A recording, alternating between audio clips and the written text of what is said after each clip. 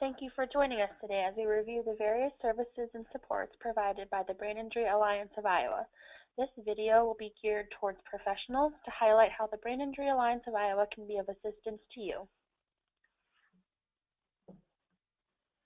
We will go over some statistical information and the definition of brain injury, along with changes and challenges that often occur after brain injury. We will go over the Brain Injury Alliance of Iowa's services and supports, Iowa funding for brain injury services, then levels of care for brain injury in Iowa, and then lastly we will go over the brain injury assessments and screenings that are available. So when it comes to the definition of brain injury, acquired brain injury occurs at the cellular level after birth that can cause a variety of cognitive, physical, emotional, or behavioral impairments. Examples of this would be stroke, near drowning, aneurysm, tumors, etc. It's important to note that acquired brain injury does not result from neurodegenerative disorders such as Parkinson's or Alzheimer's. And when it comes to traumatic brain injury, it is really umbrellaed underneath the definition of acquired brain injury. It is all about physics. A traumatic brain injury is caused by an energy transfer or an acute event when an external force injures the brain. Examples of this would be a blow, a jolt to the head, a fall, motor vehicle accident, blast, or shockwaves. The main causes of traumatic brain injuries are falls, motor vehicle accidents, assaults, and strikes or blows to the head. An estimated 17,000 traumatic brain injuries occur in Iowa annually. Of those TBIs occurring each year, about 15,000 were ER visits, 1,600 were hospitalizations, and 540 were deaths. Over 95,000 Iowans are living with long-term disabilities in Iowa as a result of their brain injury. Here at the Brain Injury Alliance of Iowa, we are connected to a few thousand of those individuals, and that number is growing every day. Nationally, acquired brain injury is the second leading cause of disability. The picture to the left describes what we call the silent epidemic of brain injury, being that many of the changes that an individual experiences after brain injury are not purely physical, therefore leading people to think that because someone physically looks all right, that they must not have a disability. And it is important to note that the majority of changes after brain injury are typically more cognitive and behavioral in nature. Emerging research is showing of 70% of individuals diagnosed with both severe mental illness and substance abuse disorders have had at least one traumatic brain injury. Up to 50% of brain injury survivors continue to abuse alcohol and/or drugs following their brain injury. It is important to remember that if someone had had an issue with substance abuse, for example, prior to their traumatic brain injury, that the prevalence of that issue is very likely to increase post-brain injury. Likewise, if someone, for instance, had a short fuse prior to brain injury, you may see those symptoms become exacerbated significantly after their injury. When it comes to the causes of traumatic brain injury in Iowa, the most recent figures were released from the Iowa Department of Public Health in 2016, and they are in regards to the year of 2014. As you can see, falls are the leading cause of brain injury in Iowa, closely followed by motor vehicle accidents, unknown causes, assaults, and strikes or blows to the head. When it comes to levels of care for brain injury rehabilitation in Iowa, the four main areas are acute care, acute rehabilitation, subacute rehabilitation, and community-based services. It's important to remember that each patient's experience will be different and the care they receive will be tailored to their needs. Not all patients will need each of the treatment options listed below. Acute care, it refers to care administered to someone in the hospital after their initial emergency room department care is complete. Acute care is active, short-term treatment for severe brain injury, typically in the hospital intensive care unit or ER department. The goal of acute care is to stabilize the condition and direct the patient to another high dependency unit for further treatment. Acute rehabilitation is for individuals who may need ongoing therapies to improve their functional abilities. Care typically focuses on improving basic skills for everyday living. It could be skills such as improving bladder or bowel control, basic hygiene, communication, mobility. Subacute rehabilitation is hospital or skilled nursing facility based and is for individuals who are still medically dependent after given acute care, or for those who have complex nursing needs. The goal in subacute rehab is to help each person reach their highest level of functioning and to help recreate the safest, most active lifestyle possible when they do hopefully return home. And when it comes to community-based services, this is a term that signifies where you live, whether that be with a family or in a common location, as well as a group of people that surrounds and supports you. Individuals begin living at home while receiving support services from a variety of means. This diagram shows the various lobes of the brain: frontal, parietal, temporal, and occipital. Depending on the site of the damage in the brain, you may see certain changes related to functioning in that particular lobe of the brain in the brain injury survivor.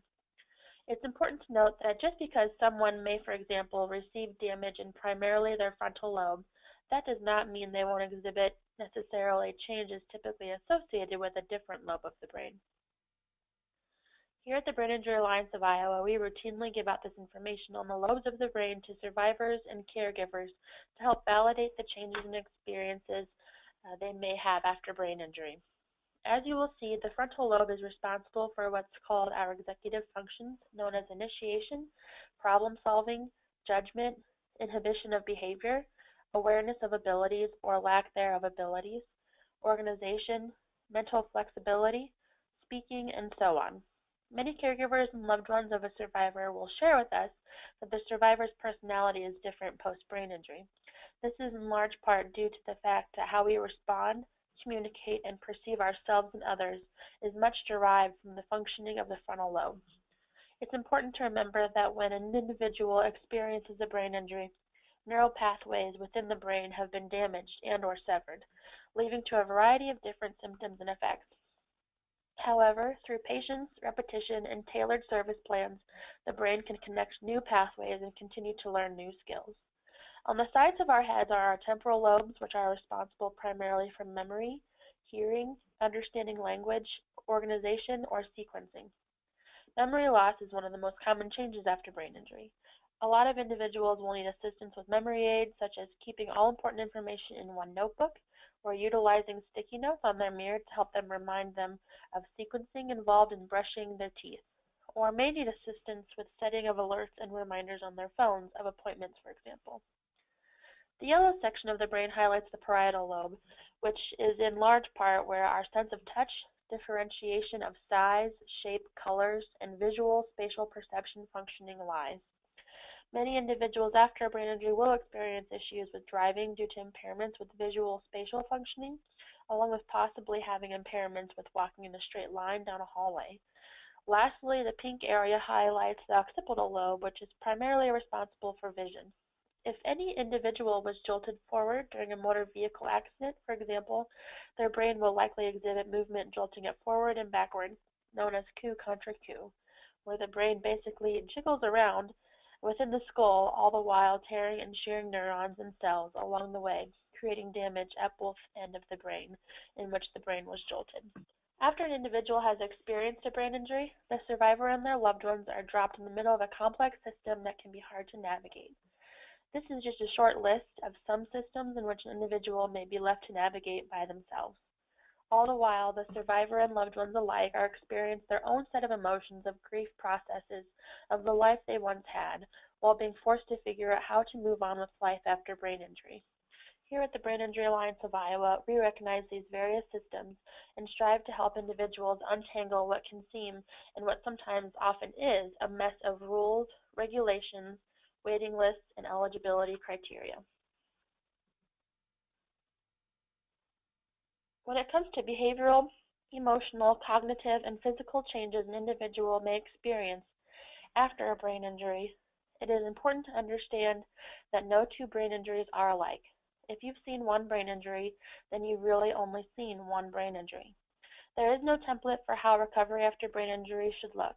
It's crucial that each survivor has a plan that is tailored to their needs. However, when it comes to changes and challenges after brain injury, there are some that stick out as being some of the most common. Behavior, one of the most frequent and perplexing challenges that people experience in all walks of life, can become even more prominent following a brain injury. It's important that as service providers, we understand that a person with a brain injury may have an impaired awareness of what's going on. difficulty controlling their impulses, or regulating their emotions for clinical and medical reasons associated with the damaged connections in their brain, which may lead to what sometimes are labeled as unwanted behaviors. In order to help someone who is exhibiting these types of changes, we need to start to see the world from that survivor's viewpoint. They're not acting delusional or unreasonable, they're acting according to the information that they are receiving and understanding. It's more beneficial to everyone involved if we find out what the person's strengths are and work within those strengths.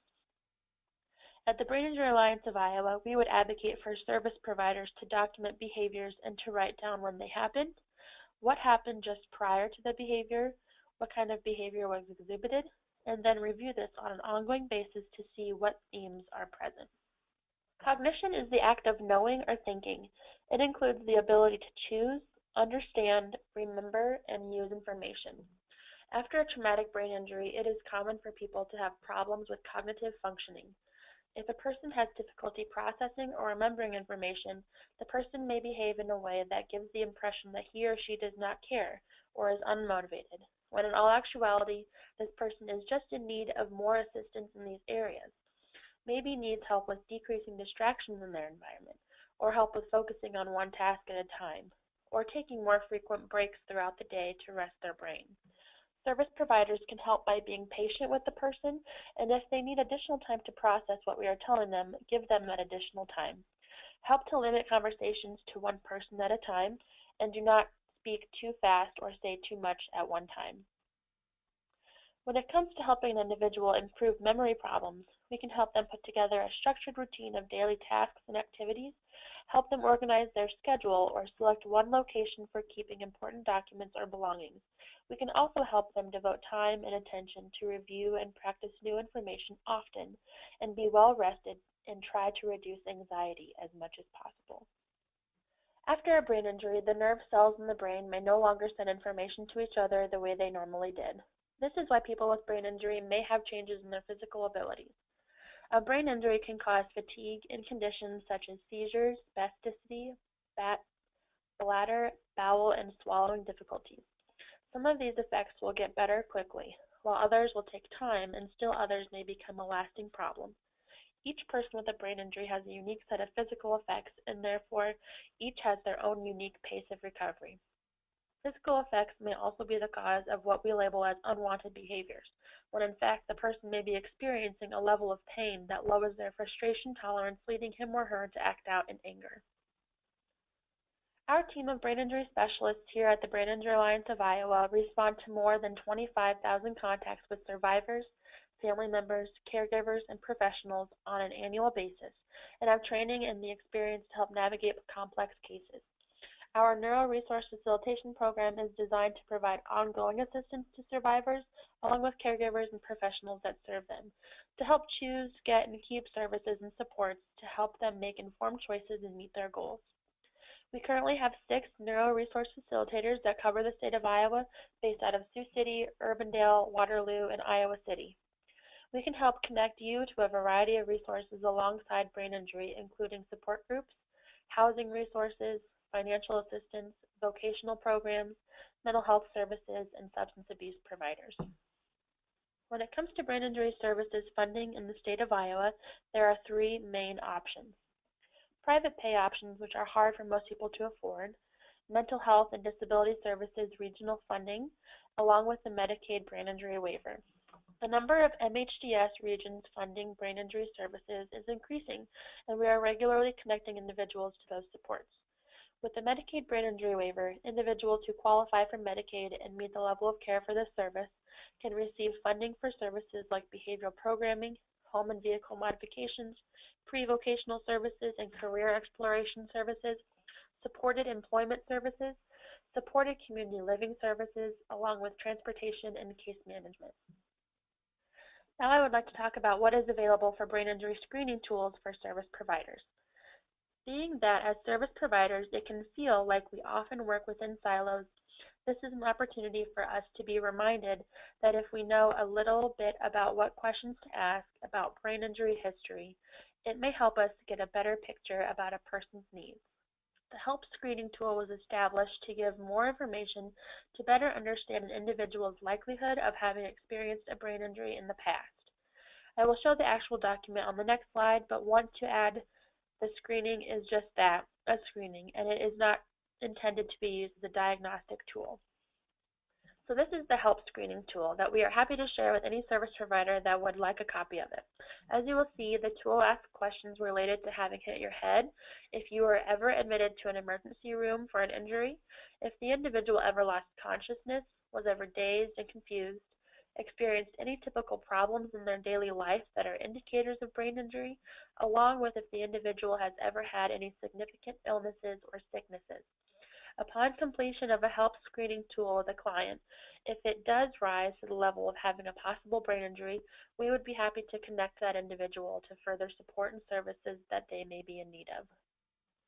So, for example, in 2014, one of our colleagues here at the Brain Injury Alliance of Iowa provided HELP screenings at the Waterloo Women's Center, where she screened 52 women, with 71% experiencing a hit on the head, 29 women did not seek medical attention, 54% reported some loss or change of consciousness, 31% reported a significant illness, and 67% of those women experienced at least 3 deficit or problem areas daily and or weekly.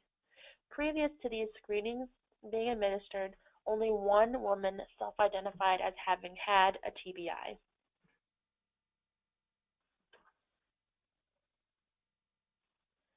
So that screening really highlighted why it is important to screen individuals for brain injury, because many individuals do not recognize that they have had sustained a brain injury due to lack of awareness of the impact of even a mild traumatic brain injury concussion.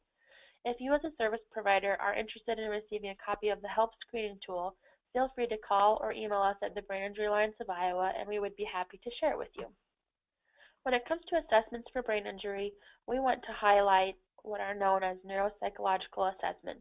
At the Brain Injury Alliance of Iowa, we can help connect survivors to a neuropsychological assessment, which are designed to examine a variety of cognitive abilities, including speed of information processing, attention, memory, language, and executive functions, which are necessary for goal-directed behavior. So, for example, if a child experiences a brain injury and has an IEP or an individualized education plan put in place at their school, a neuropsychological evaluation is a crucial tool that can be utilized to not only diagnose the brain injury if that needs to happen, but to outline the specific strengths and weaknesses that a child may have due to the brain injury, while including individualized recommendations for the education program as well as social, emotional, and behavioral support suggestions. Neuropsychological evaluations are crucial for adults as well. If an individual is receiving supports through a Medicaid waiver program, a neuropsychological assessment can be a helpful tool in determining how that person may best learn new skills or how to work towards an individual's strengths. This can also be a helpful tool of applying for Social Security, and an individual is needing to provide documentation on how certain physical, cognitive, or behavioral abilities have been limited due to their brain injury. Our free and voluntary program to professionals across Iowa is called our Iowa Brain Injury Resource Network, otherwise known as BIRN, where the Brain Injury Alliance of Iowa provides free resources to professionals who have or may have individuals with brain injuries utilizing their services and supports. We provide free and ongoing webinars catered for professionals, along with free resources and materials for continued education. We also provide a monthly email resource called Neuro Nuggets to also help professionals who have signed up to be an IBIRN site that will keep you up to date on the latest resources and information for professionals in the field of brain injury. The Brain Injury Alliance of Iowa also provides what we call case consultations with all service providers. We are here to help brainstorm solutions, assess available options, services, and supports, and incorporate brain injury into conversations on service planning for the individuals you are already serving. So if you have a client where you are feeling stuck or are needing more assistance on connecting to available resources, contact us and we would be happy to help. We will not be asking you to all become experts in brain injury. What we might ask you to consider is that are the people you serve affected by brain injury? Sometimes we need to lean to each other as service providers to gain a greater understanding of the individuals we serve. Because as we all know, the individuals we serve are complex and have a variety of needs. So please contact us and connect with us if you are in need of any help or assistance with an individual or individuals you may be serving. Also, we host a variety of ongoing educational events across the state. We've had numerous survivor and family workshops and resource fairs. We have a YouTube channel with dozens of recorded webinars and short videos on topics such as anger after brain injury, employment, concussion management protocol, and much more. We also have our ongoing conferences with our annual brain injury conference occurring every year in March, along with an ongoing Lunch and Learn webinar series, which are geared towards professionals over the lunch hour. We can also provide in-person trainings when we are available. So if there is anything you take with you after this video, it would be the following ideas. It's so important to remember that brain injury is unique for each person in the way they are affected and how they recover. As service providers, we need to be open and flexible with each other and have the ability to bend to their unique challenges. Someone with a brain injury doesn't stop recovering after 3, 6, or 12 months. Recovery can last a lifetime, and the brain can make new pathways and connections. We just need to have patience and be prepared to support that individual for the long term if needed. Brain injury supports and services are necessary and need continued funding. Over 95,000 individuals in Iowa have long-term disabilities due to a brain injury, and those individuals need continued support. Lastly, brain injury affects everyone. Here is our contact information so you can connect with us. Thank you for listening, and remember that there may not always be an answer, but there is always a way to provide support. Thank you.